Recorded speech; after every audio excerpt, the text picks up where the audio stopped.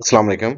जब हम semantic roles की बात करते हैं तो कुछ वही चीज़ें जो कि सिंटैक्स में सब्जेक्ट ऑब्जेक्ट के हवाले से जानी जाती हैं उनको हम सिमेंटिक रोल्स में कुछ डिफरेंट नेम्स देते हैं। तो आज हम उन ही सारी चीज़ों को डिस्कस करने जा रहे हैं जिसमें हमारे पास agent, theme, instrument, experiencer, location, source and goal है।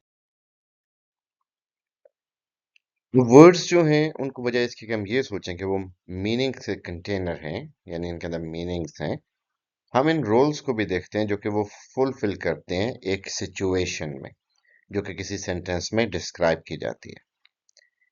अब जिस एक सिचुएशन है the boy kicked the ball, so इसमें जो वर्ब है वो डिस्क्राइब कर रहा है एक एक्शन को जो कि किक का एक्शन है। जो नाउन फ्रेज है उस सेंटेंस में वो डिस्क्राइब कर रही है एंटिटीज का role such as people and things जो कि किसी एक्शन में इन्वॉल्व हैं। तो हम small number of semantic roles को ऐसे सेंटेंसेस के अंदर आइडेंटिफाई कर सकते हैं। सो इन सिमेंटिक रोल्स को हम थीमेटिक रोल भी कहते हैं। अब पहला रोल हमारे पास है एजेंट का और थीम का। सो पहले एजेंट को देखते हैं। सो जो हमने एग्जांपल अभी दी, the boy kick the ball, so इसमें जो बॉय है जो कि एक्शन परफॉर्म कर रहा है, इसको हम टेक्निकली सिमेंटिक रोल्स में एजेंट कहेंगे। जो दूसरा जो यानी रोल परफॉर्म हो रहा है वो बॉल पे हो रहा है, जिसके ऊपर एक्शन हो रहा है, इसको हम सेम कहेंगे या इसको हम पेशेंट भी कहते हैं। यानी जो एक्शन परफॉर्म कर रहा है वो एजेंट है, जिस पे एक्शन हो रहा है वो पेशेंट है या थीम है। अब जो थीम है that can be an entity, वो एक बॉल भी हो सकता है, या उसके अलावा कोई ऐसा थीम भी हो सकता है जो कि कोई एक्शन परफॉर्म नहीं कर रहा लेकिन उसका जिक्र हो रहा है, द बॉल वॉज रेड। सो यहाँ पे भी ये हमारे पास थीम होगा, पेशेंट होगा।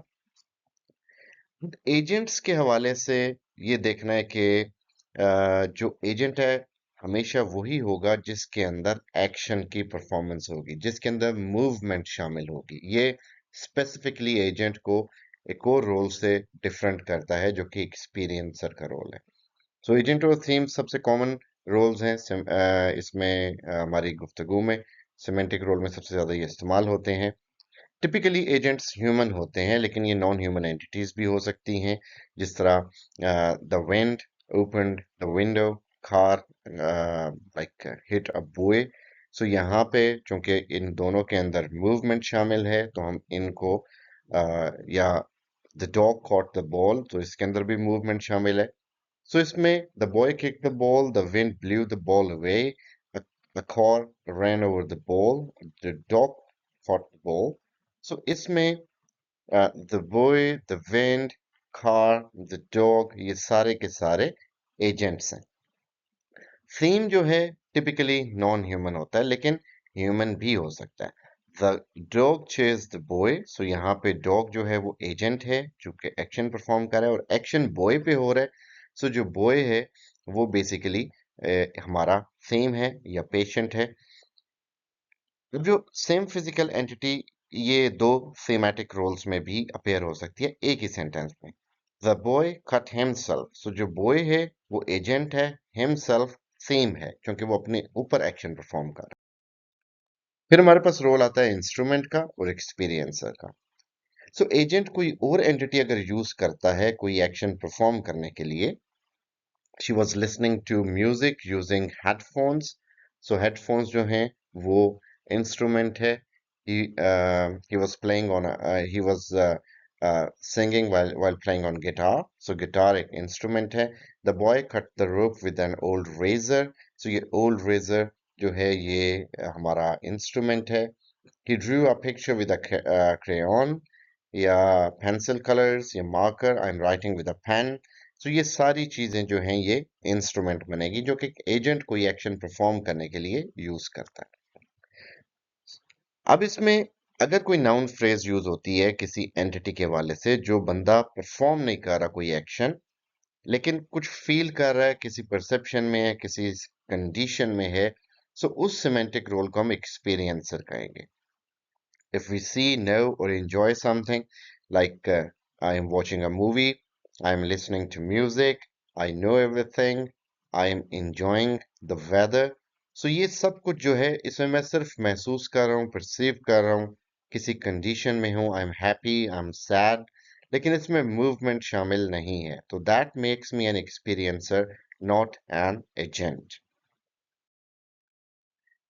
लोकेशन, सोर्स एंड गोल.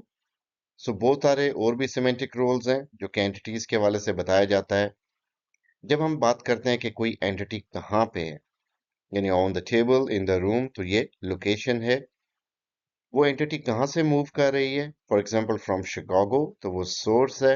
और वो कहाँ को जा रही है, New Orleans to New England, ये जो हैं ये हमारे लिए गोल हैं. So we draw from Chicago to New Orleans, ये शिकागो जो है वो सोर्स है और न्यू ऑर्लियंस जो है ये गोल है. सो कोई एंटिटी जहाँ पे जिस जगह पे मौजूद है उसको हम लोकेशन कहेंगे. जो कहीं से मूव कर रही है या कोई चीज जो किसी जगह से मूव करती है, वो लेटर हो सकता है, वो गाड़ी हो सकती है, वो इंसान हो सकता है, तो वो सोर्स है.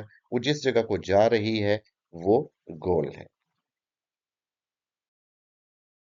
अब ये एग्जांपल आपके सामने है. Mary saw a fly on the wall, she borrowed a magazine from George, she squashed the bug with the magazine, she handed the magazine back to George. Gee, thanks, said George. Mary saw a fly on the wall. So Mary सिर्फ देख रही है, यानी movement शामिल नहीं है. She is just watching. तो Mary experiencer है, एजेंट नहीं है. फ्लाई इस पे काम हो रहा है, सो वो थीम है. और वो फ्लाई कहाँ पे है, on the wall, so wall is the location. She borrowed a magazine from George. अब बोरो करने में मूवमेंट है, so she is agent. Magazine पे काम हुआ, दैट इज थीम.